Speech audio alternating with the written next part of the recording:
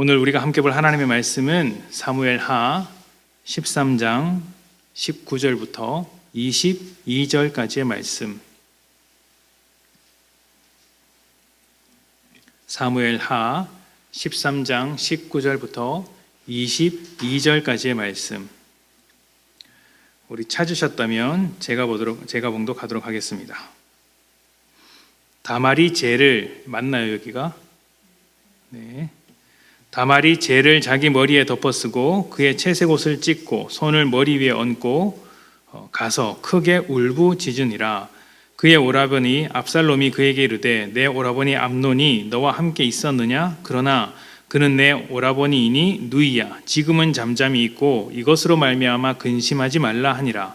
이에 다말이 그의 오라버니 압살롬의 집에 있어 처량하게 지내니라.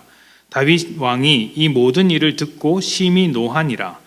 압살롬은 암논이 그의 누이 다말을 욕되게 하였으므로 그를 미워하여 암논에 대하여 잘잘못을 압살롬이 말하지 아니하니라. 아멘.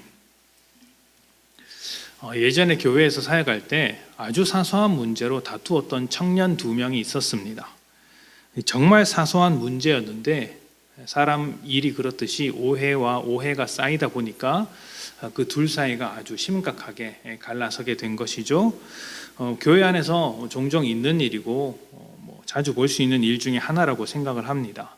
그래서 제가 그 당시에 청년 담당이었기 때문에 그 2명의 청년을 불러다 놓고 화해를 시킨 적이 있었는데 그때 제가 참 잘했던 것 같습니다.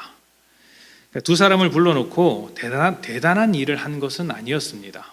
제가 중간에 있고 양쪽 옆에다가 이렇게 앉혀놓고 이렇게 서로 대화를 하면서 그 사람의 말을 제가 받아서 이 친구에게 해주고 또 그 친구의 말을 제가 받아서 이 친구에게 해주었던 것이죠.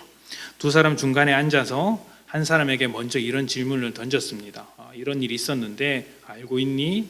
또 그런 일이 왜 일어났니? 너는 왜 그랬니? 어떤 생각이 있어 그랬니? 차근차근히 하나하나 물어보았습니다. 그러면 이제 그것을 들은 청년이 이렇게 솔직하게 이야기하지 않겠습니까? 자기 입장에서 이렇게 생각을 해서 이렇게 했다라는 것이죠. 아마 그렇게 이야기를 저와 주고받는 모습을 이제 상대방이 계속 들었겠죠. 그 이야기를 다 들으면 제가 그것을 가지고 이 친구는 이렇게 생각했다는데 네가 그게 불편했니? 또 너는 어땠니? 이렇게 하면서 계속해서 이야기를 했습니다. 그러니까 서로 이야기를 하게 만드는 것이 아니라 저하고 이야기를 했고 저는 그 이야기를 계속 전달해 주었죠. 바로 앞에 둬놓고 그렇게 이제 이야기를 했던 것입니다.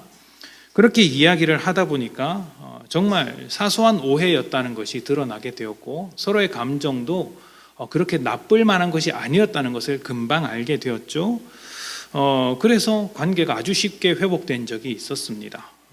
아마 제가 양쪽의 입장을 무시하고 일방적으로 그냥 둘이 앉혀놓고 왜 싸웠느냐 이러면서 막 잔소리를 했다면 오히려 그 관계가 더 나빠졌을지도 모릅니다. 너 때문에 목사님한테 혼났다 뭐 이런 식으로 생각할 수도 있겠죠. 그래서 그 역할을 제가 그 순간에는 참 잘했다고 생각을 하고 있습니다. 이렇게 두 사람의 관계를 중간에서 애쓰는 사람, 두 사람의 관계를 위해서 애쓰는 사람을 우리는 중개자라고 이야기를 합니다. 중개인이나 중개자라는 말을 평소에도 참 많이 쓰시죠. 부동산 같은 데서 이제 중개인, 중개자라는 말을 씁니다. 이런 것을 쓸 때는 이제 뭐 주인과 뭐 이렇게 임대인, 임차인과 임대인 사이에서 그 입장을 이렇게 조절해주는 그 역할을 중개인들이 많이 합니다. 그리고 이런 중개인들은 관계에 있어서도 서로 연결시켜주는 역할을 참 많이 하는 것 같습니다. 서로 모르고 있었던 감정과 생각과 마음과 뜻을 잘 연결시켜주는 것이죠.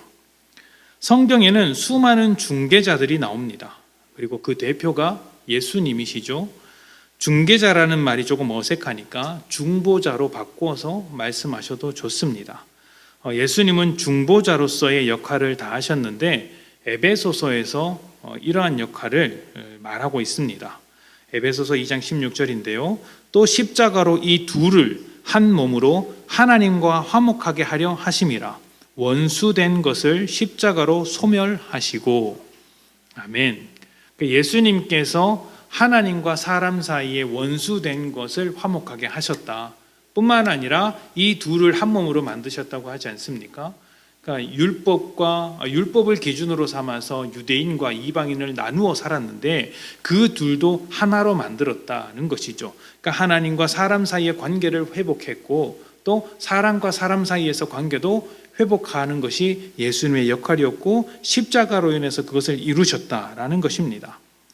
이렇게 두 사람을 연결하고 또 하나님과 사람 사이를 연결해 주는 것이 중개자, 중보자로서의 역할이라고 말할 수 있습니다. 이런 중보자로서의 역할은 성경의 수많은 사람들이 맡아왔습니다. 그 중에서 가장 유명한 두 사람을 꼽으라면 아브라함과 다윗이라고 말할 수 있습니다. 마태복음의 시작에는 예수님의 족보가 나오는데 여러 족보 중에 유독 두 사람의 이름이 돋보이죠. 아브라함과 다윗입니다. 이 두 사람은 예수님이 가지셨던 중보자로서의 역할, 하나님과 사람 사이를 연결하는 그 중보자의 역할을 잘 설명해 주는 인물들이었습니다. 아브라함은 이스라엘 역사를 통해서 가장 먼저 하나님의 은혜를 입은 사람이라고 할 수 있습니다. 그래서 우리가 그를 볼 때 믿음의 조상이라고 하는 것이죠.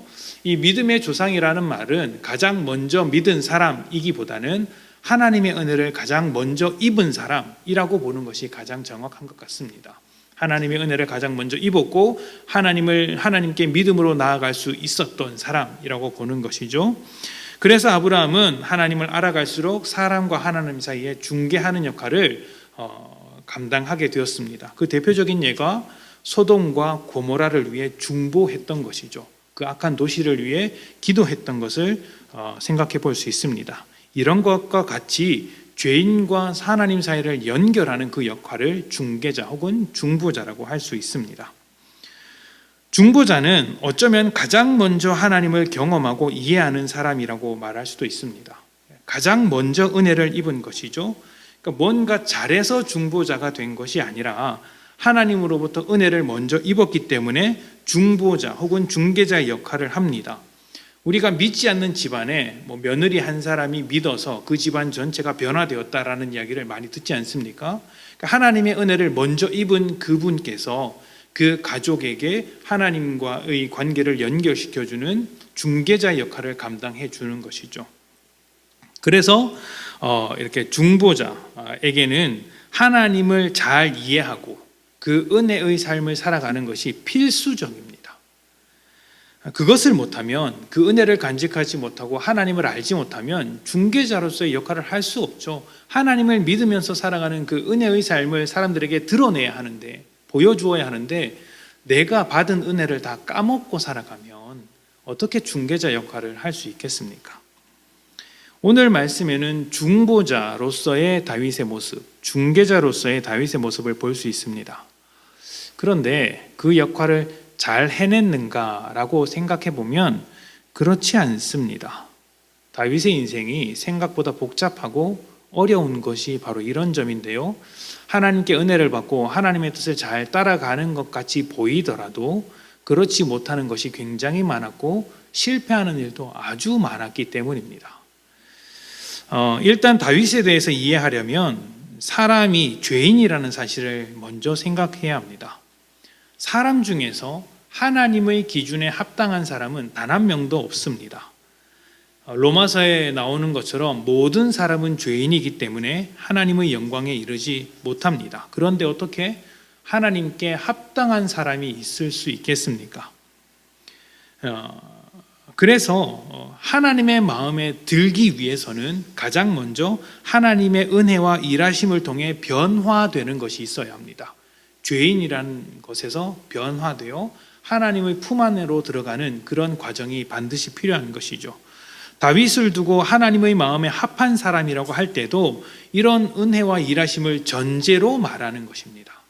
성경에서 의롭다, 하나님의 마음에 든다라고 말하는 모든 사람이 그렇습니다. 대표적으로 노아도 의롭다는 평가를 받았죠. 그러나 노아도 하나님의 은혜를 입은 사람이었기 때문에 그런 평가를 받을 수 있었던 것이고, 욥도 가장 의롭다는 평가를 받았지만 그 역시 하나님의 은혜를 입었기 때문에 그것이 가능한 것이었습니다. 또 바울도 후대에는 의인이라는 평가를 받게 되지만 그도 변함없이 하나님의 은혜로 변화되는 과정이 있었기 때문에 의인이라는 이름을 받을 수 있었던 것이죠. 죄인이었던 다윗을 중개자로 사용하시려는 하나님은 가장 먼저 다윗에게 은혜를 부어 주셨습니다. 변화시키는 과정을 가지셨던 것이죠. 그것이 다윗이 목동에서 출발해서 왕이 되는 과정이라고 할 수 있습니다. 얼핏 보면 이 왕이 되는 과정 가운데서 다윗이 믿음으로 잘 따라가는 것 같아 보이지만 사실은 그렇지 않습니다. 하나님과 굉장히 자주 충돌하고 하나님께서 그의 앞을 급하게 막아선 적도 있었습니다. 하나님과 자주 다툴 뿐만 아니라 씨름하는 장면을 굉장히 자주 볼 수 있습니다. 하나님의 인내와 성실하심이 없었다면 사실 다윗은 언제 버림받아도 이상할 것이 없는 그런 모습을 가진 사람이었습니다. 우리가 기억하는 것은 그냥 믿음으로 골리앗을 이겨낸 것 뿐이지만 사실은 그것을 넘어서서 아주 많은 갈등과 힘든 부분들이 다윗에게 있었던 것이죠. 하나님의 그 꾸준하신 은혜가 다윗을 변화시켜 내신 것이고 왕으로 만드신 것입니다.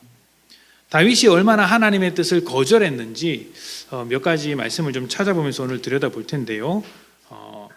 신명기 17장 17절부터 19절 말씀을 먼저 보고 말씀을 좀 보도록 합시다. 찾지 않아도 좋습니다. 이건 듣기만 해도 되는 것이니까요. 17장 17절부터 19절입니다. 하나님께서 이스라엘 백성에게 왕에 대한 설명을 하실 때 하신 말씀입니다. 왕은 이렇게 해야 한다라는 것이죠. 그에게 아내를 많이 두어 그의 마음이 미혹되게 하지 말 것이며 자기를 위하여 은금을 많이 쌓지 말 것이니라.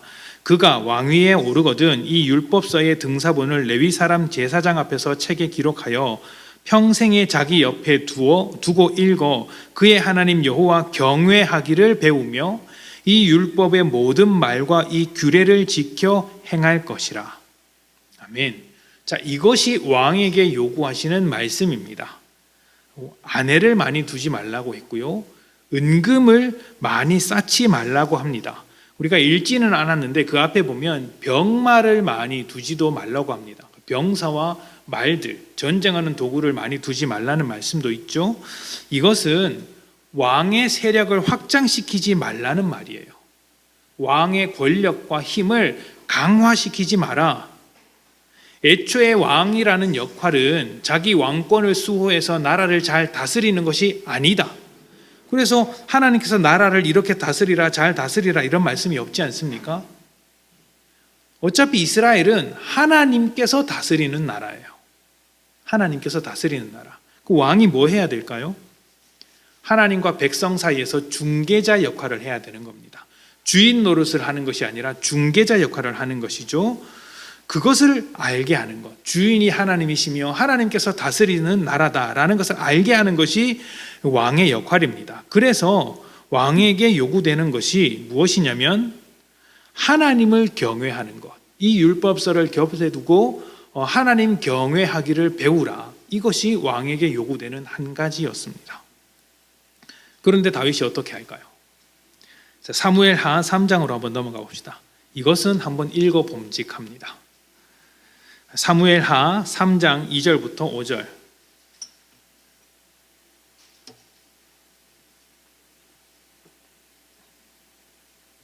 2절부터 5절입니다.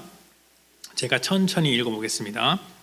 다윗이 헤브론에서 아들들을 낳았으되 맏아들은 암논이라 이스라엘 여인 아히노암의 소생이요 둘째는 길르압이라 갈멜 사람 나발의 아내였던 아비가일의 소생이요 셋째는 압살롬이라 그술 왕 달메의 딸 마아가의 아들이요 넷째는 아도니아라 학깃의 아들이요 다섯째는 스바데라 아비달의 아들이요 여섯째는 이드르암이라 다윗의 아내 에글라의 소생이니 이들은 다윗이 헤브론에서 낳은 자들이더라.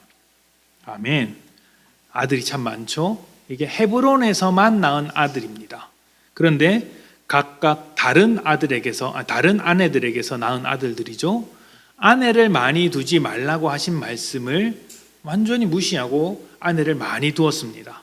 헤브론에서 왕노릇 할 때부터 그렇게 했던 것이죠.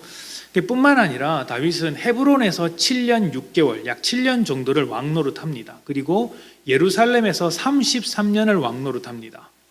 헤브론에서만 이렇게 많은 아이들을 낳았는데 이스라엘 가서 33년 통치할 때는 또 얼마나 많은 아이들을 낳았을까요? 실제로 사무엘하 5장에 가보면 이스라엘에서 낳은 아이들의 이름도 쭉 나옵니다. 모두 다른 부모로부터 낳은 것이죠. 그래서 이 숫자가 약 19명 정도 되는데요. 아들 이름만 그렇습니다. 그러니까 딸들은 또 따로 이렇게 기록되는 것이죠. 이렇게 자녀를 많이 둔 이유, 아내를 많이 둔 이유가 무엇일까요? 왕권을 강화하는 방법이기 때문입니다. 우리나라도 과거에 왕권을 강화시키기 위해서 주변 국가와 결혼을 한다든가 신하 중에 유력한 사람과 혼인을 맺는다든가 하지 않습니까? 정치적인 행위죠. 다윗도 똑같습니다. 왕권을 강화시키기 위해서 세력을 확장하기 위해서 아내를 많이 두고 자식을 많이 놓은 것이죠. 이것이 하나님께서 하신 말씀과 완전히 반대되지 않습니까? 하나님의 말씀을 가볍게 생각하고 있는 것입니다. 하나님을 경외하기를 배운 것이 아니라 하나님을 업신여기고 경외하지 않는, 하나님을 우습게 생각하는 모습으로 통치하고 있었던 것이죠. 애초에 왕이라는 존재는 하나님의 통치를 증명하며 백성과 하나님 사이를 중개하는 역할입니다. 이 역할을 잘 수행하면 이스라엘은 세상 모든 나라 중에서 제사장 역할, 그러니까 세상을 중개하는, 하나님과 세상을 중개하는 나라가 될 것입니다. 이 중대한 일이 왕에서부터 시작하는데 정작 이 다윗은 중개자의 역할을 포기하고 관심이 없고 자기 왕권에만 관심이 있었습니다. 어떻게 될까요? 오늘 본문과 같은 아주 참혹한 일이 벌어지는 것이죠. 오늘 본문은 사무엘하 13장 전체의 말씀 중에 일부인데요. 13장에는 굉장히 비극적인 일이 벌어집니다. 다윗이 얼마나 하나님의 뜻으로부터 멀어져 있었고 그로 인한 결과가 얼마나 처참한지를 보여주는 장면이라고 할 수 있습니다. 다윗의 첫째 아들이 암논입니다. 암논은 이복 동생 다말에 대한 못된 욕구가 있었습니다. 이게 사랑이 들끓어서 나오는 마음이 아니에요. 정말 사랑했으면요, 결혼하고 싶은 마음이 있었다면 다말이 그 암논이 이제 겁탈하려고 할 때 그것을 멈추고 우리 그냥 아버지께 정식으로 혼인시켜 달라고 이야기를 합시다라고 할 때 그렇게 합시다라고 했을 거예요. 사랑한다면 그렇게 했겠죠. 근데 그게 아니잖아요. 그런 말을 들은 채도 하지 않고 그냥 이렇게 강제로 이렇게 범합니다. 그리고 강제로 동침하고 나서는 다말을 버리죠. 다말을 싫어하는 마음이 그 좋아했던 욕구보다 훨씬 커졌다라고 이야기합니다. 그래서 버려서 아주 비참하게 만들어 버리는 것이죠. 다말이 슬퍼할 때 그의 오빠인 압살롬이 찾아옵니다. 다말은 친동생이었기 때문에 그녀가 당한 일을 차근히 들어보고 제일 먼저 한 말이 무엇이었는지 아십니까? 그래도 가족이니까 참으라는 것이었어요. 암논이 당한 한 일이 굉장히 나쁜 일인데 일단 가족이니까 일단은 잠잠히 있자. 우리가 여기서 소란을 피우면 좀 곤란할 것 같다. 일단은 잠잠히 있자라고 기다렸습니다. 기다리면서 무엇을 기대했을까요? 아버지인 다윗이 정의롭게 해결해 주기를 기대했을 거예요. 그래도 왕이고 그 사랑하는 딸이 험한 꼴을 당했는데 자식 사이에 일어난 일이 일어났으면 왕이자 아버지인 다윗이 처리를 해야 할 것 아닙니까? 실제로 다윗은 이 모든 일을 알게 됩니다. 그리고 진노하죠. 화를 냅니다. 근데 뭐가 문제인지 아십니까? 화만 냅니다. 아무것도 하지 않습니다. 그냥 그리고 끝나는 버리는 거예요. 왜 조치를 취하지 않았는지는 알 수 없습니다. 정확하게 표현되어 있지는 않습니다. 근데 추측해 보건대 맏아들이라서 그럴 수 있습니다. 암논이 첫째이지 않습니까? 아무래도 다음 왕위를 생각하지 않을 수는 없겠죠. 그래서 어떻게 이렇게 강력한 조치를 취하지 않았을 수도 있습니다. 또 이렇게도 생각해 볼 수 있는데요. 암논이 그런 일을 저질렀을 때 밧세바와 우리아에게 저질렀던 자기의 치부가 생각났을지도 모릅니다. 그러니까 자기도 잘못한 것이 있으니까 어떤 조치를 못하는 거예요. 우리가 그런 일을 좀 겪지 않습니까? 이렇게 자녀들이 잘못을 했는데 내가 실수하는 것, 내가 잘못하는 것과 똑같은 잘못을 자녀들이 하고 있을 때 화는 나는데 그 아이에게 강하게 말을 못할 때가 있습니다. 왜냐하면 나도 그렇게 하고 있으니까. 그렇게 말을 못할 때가 있죠. 그런 것처럼 다윗이 하고 있는 것은 아닐까 추측을 해봅니다. 제가 상상하는 거예요.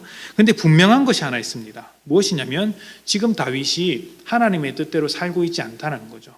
하나님의 말씀을 온전하게 따랐다면 그 순간에 정의로운 어떤 조치가 나왔어야 했습니다. 다말을 위로하는 조치가 나왔어야 했죠. 그런데 하나님의 뜻대로 통치하지 않고 그냥 그렇게 살아갑니다. 왕이 된 이후로 그냥 계속 그렇게 하는 거예요.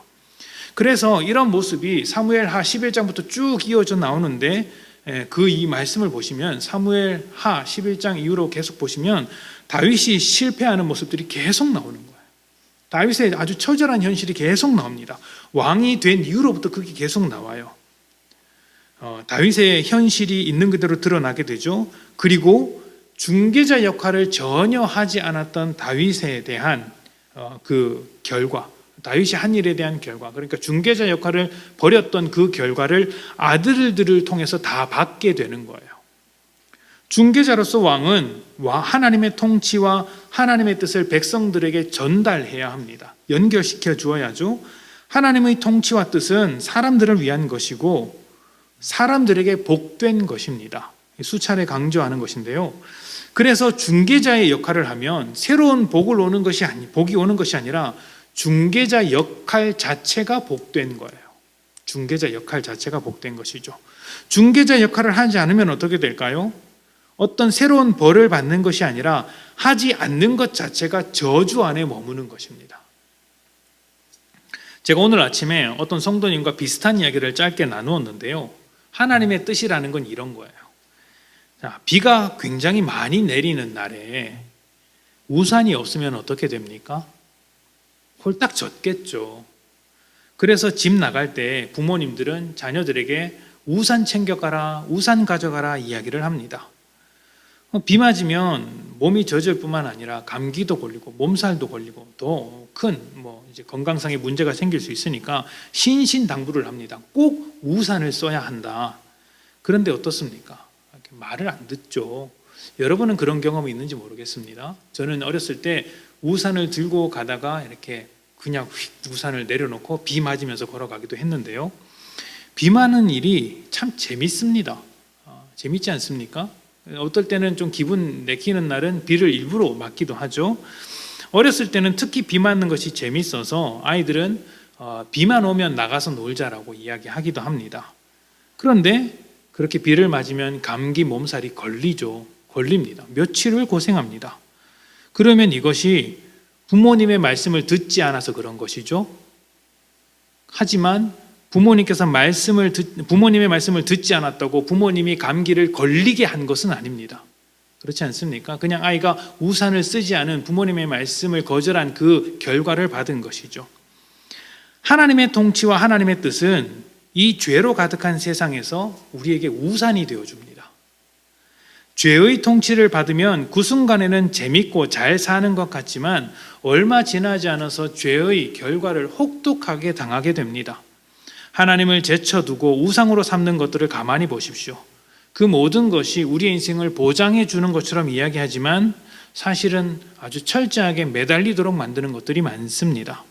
그리고 그것 때문에 인생이 무너지는 일이 많죠. 죄라는 것이 그렇습니다. 얼마든지 우리를 보장해 주고 우리를 복되게 인도할 것 같지만 사실은 하나님으로부터 오는 모든 축복에서부터 멀어지도록 만드는 거예요. 그러면 멀어진 결과를 받는 거예요. 멀어진 결과를 받는 것이죠. 비를 맞는 거예요. 부모님께서 그 비 맞는 아이를 보고 안타까워하듯이 왜 우산 안 썼냐고 말하듯이 하나님도 왜 죄악된 세상에서 내 말씀을 따르지 않느냐, 그러니 그 결과를 당하고 이 험한 삶을 살지 않느냐 안타까워하시는 것이죠. 하나님의 말씀에 순종하지 않았던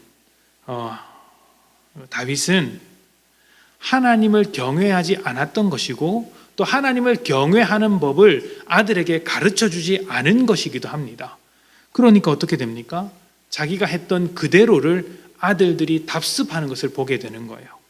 압살롬이 왕위를 갖기 위해서 쿠데타를 벌이죠. 다윗이 자기 왕권 강화를 위해서 애를 썼던 것처럼 압살롬도 그 왕위에 대한 욕심을 가지게 되는 것이죠. 뿐만 아니라 다른 형제들 중에서는 그 왕위를 갖기 위해서 어떤 아주 잔혹한 일, 서로 죽고 죽이는 일을 벌이기도 합니다. 여기에서 하나님의 통치나 하나님의 뜻은 전혀 보이지 않죠. 세상에서 하는 일 그대로를 하고 있지 않습니까? 수많은 역사 속에서 반복되던 그 일, 왕들이 자기 권력을 강화하며 왕위를 뺏기 위해서 일어나는 일들이 이스라엘 역사 속에서 똑같이 반복되더라는 것이죠. 그러니 이스라엘 사람들에게서 어떻게 하나님의 선하신 통치를 보며 이스라엘이 어떻게 중개자 역할을 해낼 수 있겠습니까? 다윗이 중개자 역할을 못하니 이스라엘도 그런 역할을 못할 수밖에 없었던 것이죠. 우리는 모두 하나님의 중개자들입니다. 하나님과 사람 사이에 서서 그 둘을 연결하는 중보자이자 중개자 역할을 감당하고 있습니다. 가정 안에서 하나님과 가족을 연결하는 중개자이고요. 직장에서 하나님과 사람들을 연결하는 중개자입니다. 또 친구들, 교회 생활 하는 가운데서도 우리는 성도들과 하나님을 연결하는 중개자이자 친구들과 하나님을 연결하는 중개자이기도 합니다. 왕 같은 제사장이라는 말을 하죠. 제사장의 역할이 백성들과 하나님 사이를 연결하는 역할이었고, 우리를 두고 왕 같은 제사장이라고 하는 것은 우리가 하나님과 사람들 사이의 연결자, 중개자가 되기 때문입니다. 중개자로서의 역할을 잘못하면 우리는 그 결과를 받게 됩니다. 하나님의 통치가 없는 세상의 잔인한 결과를 그대로 당하면서 사는 것이죠. 반대로 하나님의 은혜 안에서 살면서 중개자로서의 역할을 다 할 수 있다면 우리를 통해 하나님의 선한 통치, 선한 영향력, 복된 모습들이 드러나게 되는 것이죠. 그렇게 하나님의 영향력이 사람들에게 미치게 되면 그 자체로 복입니다. 하나님과 함께하는 삶을 살아가니 그 자체로 복이죠. 비를 맞지 않는 거예요. 죄의 결과를 당하지 않는 것이죠. 그곳에서 하나님의 놀라운 은혜의 삶이 펼쳐지게 되는 것입니다. 다윗을 조금 더 생각해 볼까요? 다윗의 시작을 보면 참 재미있습니다. 왕이 되는 과정을 보시면 재밌다는 것이죠. 사울에게 쫓기고 들판으로 도망 다닐 땐 하나님을 간절하게 찾습니다. 하나님밖에 없는 것처럼 그렇게 매달립니다. 하나님께서 뜻하신 대로 잘 움직이기도 합니다. 가진 것이 없고 힘이 없는 다윗에게 유일한 힘이 바로 하나님이시니 하나님을 간절하게 붙잡는 것이죠. 그렇게 신앙생활을 하는 것 같습니다.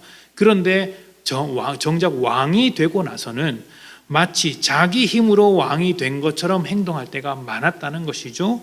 오늘 본문에서도 볼 수 있고 수많은 모습에서도 그렇게 볼 수 있습니다. 자기가 주인인 것처럼 하나님을 경외하지 않는 모습으로 살던 것이 다윗이었고, 자기가 원하는 대로 하는데 거침이 없었습니다.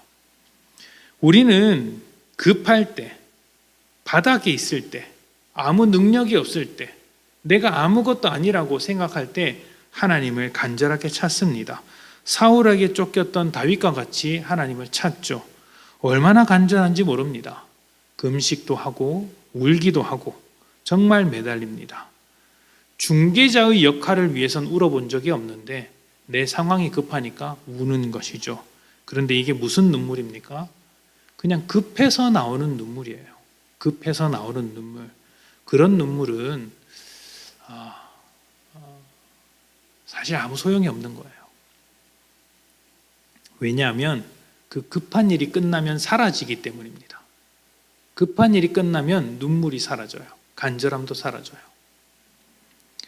그래서 급할 때는 믿음으로 사는 것 같다가도 그 급한 일이 해결되거나 삶이 회복되거나 조금 더 정상의 위치에 올라갔을 때 믿음이 온데간데 없이 사라지는 그런 일들을 많이 경험하지 않습니까? 일만 해결되면, 원했던 일이 다 이루어지면 그 모든 것이 내 것이 되었으니, 내가 바라던 그 모든 것이 내 것이 되었으니 하나님께 더 이상 매달릴 이유가 없는 거예요. 다윗이 왕이 되기를 바라고 있었습니다. 그리고 하나님께서 왕이 되도록 하셨습니다. 왕이 되었죠. 이제 하나님의 뜻대로 살아갈 이유가 없죠. 그래서 하나님의 통치의 중개자 역할을 하지 못했던 것입니다. 물론 그 순간순간 다윗은 자기의 비참한 현실과 자기 능력이 아니었다는 것을 자기의 본 모습을 보면서 깨져갑니다. 그러니까 왕이 될 때까지 변화되었던 다윗은 왕이 되고 나서도 여전히 변화되어야 할 성정을 많이 가지고 있었고, 하나님은 계속해서 그것을 깨나가셨던 것이죠.